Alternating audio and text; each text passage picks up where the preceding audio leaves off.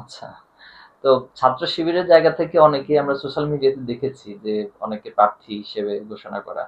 তো স্বাভাবিকভাবে যেহেতু আমরা ছাত্র সংগঠন আমাদের হিস্ট্রিক্যালি আমরা ছাত্র সংগঠন থাকা অবস্থায় জাতীয় নির্বাচনে অংশগ্রহণ করি না।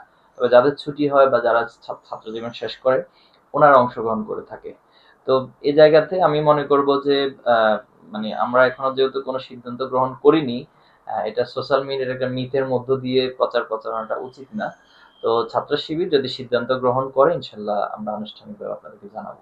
না, কিছুটা আলাপ আলোচনা হচ্ছে, সেটা হয়তো মৌখিকভাবে, কিন্তু আনুষ্ঠানিকভাবে কোনো আলোচনা এখন আমরা করিনি আমাদের ফোরামে। আমাদের সিদ্ধান্ত গ্রহণের যে ফোরাম রয়েছে আমরা সেখানে আলোচনা করে যদি আমরা প্রয়োজন ফিল করি তাহলে ইনশাল্লাহ সিদ্ধান্তের পর আপনাদেরকে জানাবো। আমাদের তো সিদ্ধান্ত গ্রহণের ফোরাম রয়েছে, কেন্দ্রীয় কার্যকরী পরিষদ রয়েছে, কেন্দ্রীয় সেক্রেটারিয়েট বডি রয়েছে।